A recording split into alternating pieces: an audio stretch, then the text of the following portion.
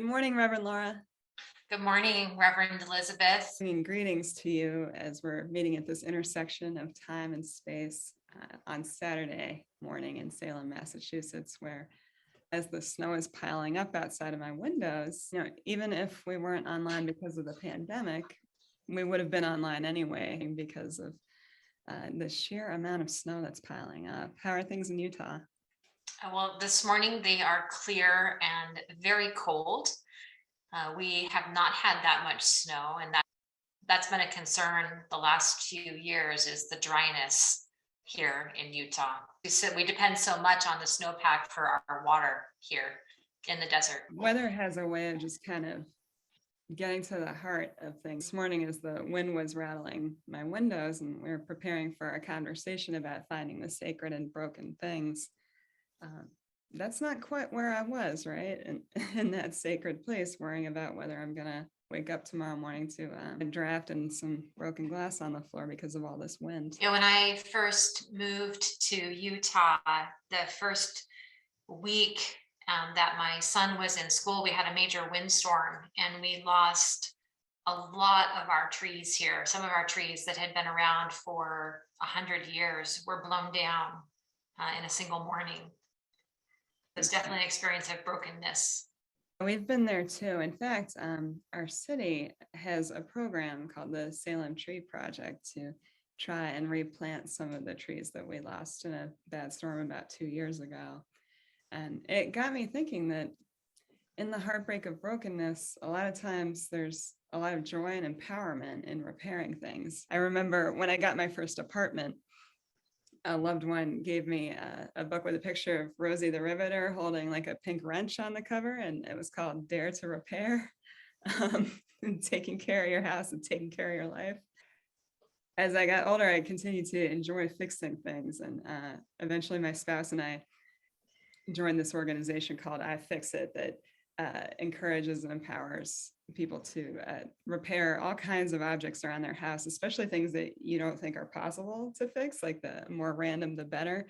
And ultimately, the day came when we had to take apart our salad spinner and just deal with, did you know this? There's all these tiny springs in there, and that's what some of the tools in your toolbox that you don't know what they are, they're for fixing salad spinners.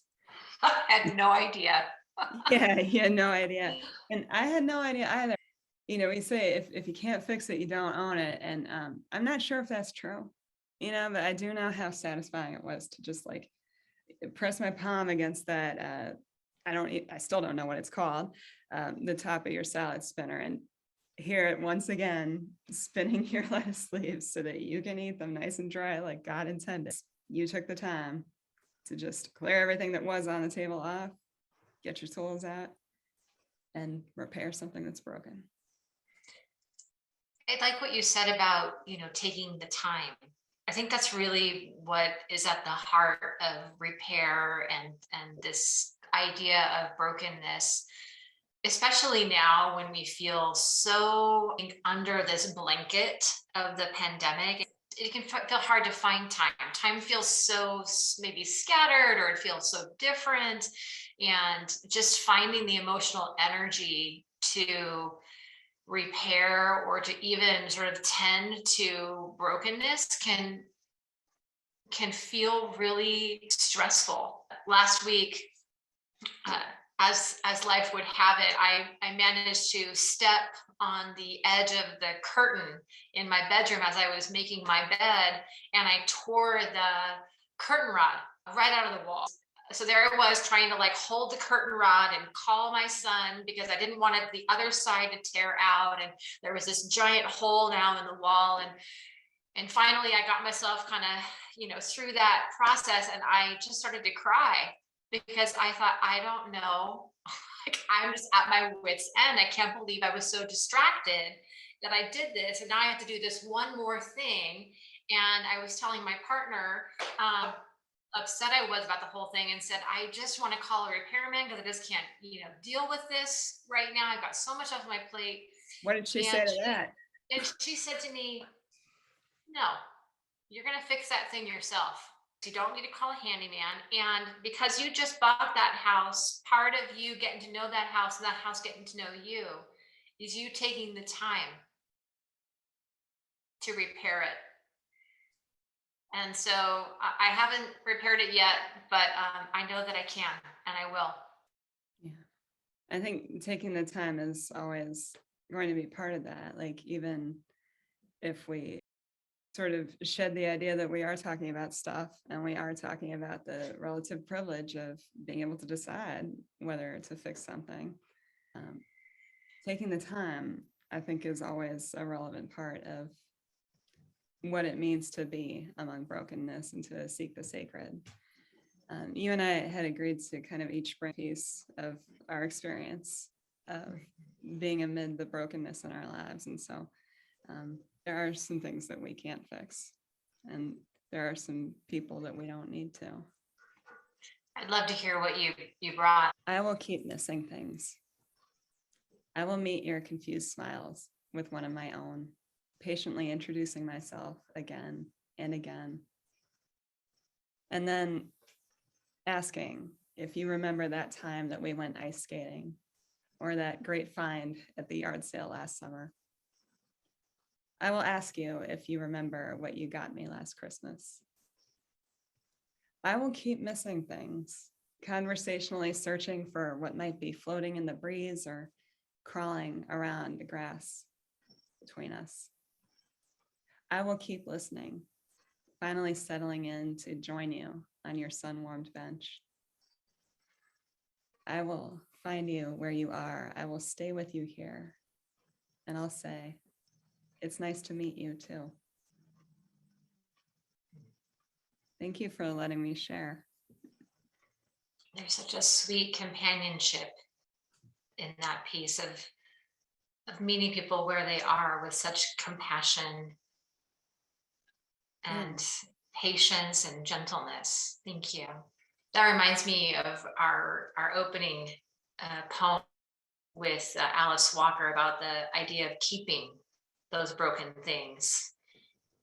And your poem sort of delivers us to the shore of the internal landscape, Wow. The internal landscape of brokenness or non-brokenness. And what we're exploring in our conversation this morning is, how do we think about brokenness? How do we understand brokenness? And one of the questions is brokenness required? Does all growth come out of brokenness? Does growth necessarily come from brokenness? Does it have to?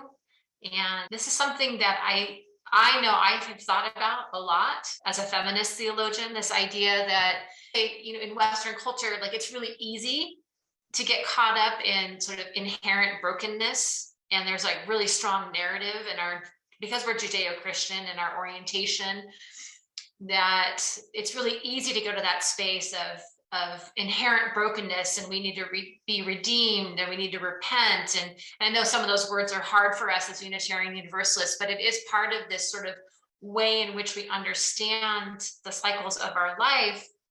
But as a feminist, it's really problematic to have a universal application of any religious concept. And so I'm glad we're exploring that together this morning. I wonder if that's what the psalmist was talking about. In our church, we read Psalm 18 today, where we're invited out into that broad place, that place, like a revered shelf in Alice Walker's poem, can exist in the place we meet, and it can also be within each of us, right? I think, from the humanist perspective, Viktor Frankl said that there's a space between what we notice and how we react, or that is the stimulus and the response. And he said that in that space, there's freedom, right? There's something really liberating in just allowing the brokenness. The Buddhists call that equanimity, where we have enough space for all things to be as they are. And I wonder if that's what we're doing when we take the time to companion each other, as your piece did earlier, when we're inviting each other to that broad place internally by companioning and deeply listening and accepting with compassion who we are with all of our stuff that doesn't feel resolved or redeemed or repented from or any of that, that it just feels like it doesn't actually have to be finished in order to be accepted. Yeah. I know in our church, sometimes we talk about how so many important things are not decisions or events, they're processes. I've been working on writing for a long time, and part of what I write is memoir pieces about my experience of my mother dying when I was a teenager. And I shared one of those stories with you earlier this week, and we've decided to share it together this morning for our congregations. And I just want to say I really appreciate the challenge that you gave me in this story of being willing to open it up to another person's experience and interpretation. But before we get into it, I think we have to say that Renee Brown is definitely an undergirding part of our conversation here. She's my favorite prophetess. Yeah, because I don't want a single month to go by without giving props to Renee Brown and her work on wholeheartedness, because I think that wholeheartedness is the key piece of being able to resist the narrowing of our consciousness that can happen when we're in pain. To be amidst the brokenness and to stay in that sacred broad place, we need wholeheartedness. Yes. And for anyone who's not familiar with wholeheartedness, let me just offer this definition, and then we'll tell our story in two parts. Wholeheartedness is, according to Renee Brown, about engaging in our lives from a place of worthiness, which is so Unitarian, Universalist. She writes that it means cultivating the courage, compassion, and connection to wake up in the morning and think, no matter what gets done and how much is left undone, I am enough. We're going to start this story here, and I will just say I wrote it when I was 39. Now I'm almost 49, and I notice how much it's changing as I change as a storyteller. What is your race number? 607. Age? 38. A friendly volunteer bends down and marks the back of my leg. I shiver, but not from the chilly morning air. I feel exposed, vulnerable, but there doesn't seem to be another option. I finish setting up my bike, grab my goggles, and make my way to the starting line. Swim, bike, run. The running is the worst part for me. My legs feel like lead and my knee is hurting, but I pushed on. I'm 38. I take occasional comfort when someone half my age passes me, thinking it must be their youth that makes that possible. But my theory falls apart, of course, as I am also passed by people twice my age. That last half mile is excruciating. And I imagined pulling myself along on ropes, like a cross-country skier. And at last I trudged across that finish line, and my family surrounded me, and I rested, knowing that I did something good. Back when I was 38, I couldn't wait to be 40. I didn't fear 40. I feared 42. For my mom was 42 when she passed, and I was 17. And that time between 17 and the fateful marker of 42 was filled with all sorts of milestones and achievements and transitions. Graduations from high school and college. Getting married. Giving birth, raising children. And alongside the joy of each of those, always a fresh bloom of grief, welling up, spilling over, and breaking me open. When I turned 34, I passed the marker of living without her longer than I had lived with her. That was hard. my life stretching out before me without hope. But that was a smaller anniversary. 42 was the big one. I watched it come home for me for over a decade.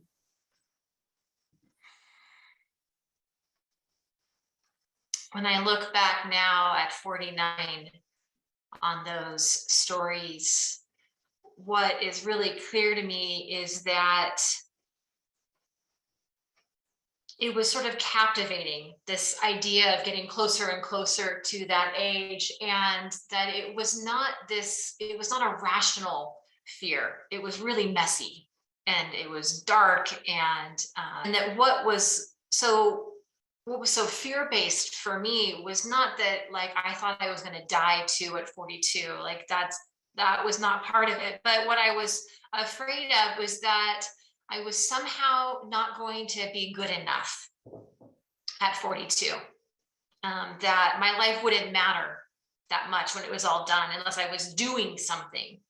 And I realized as I got to 42 and now at 49, that story I had been telling myself in the 10 years prior to 42 was really based on my adolescent understanding of who my mother had been.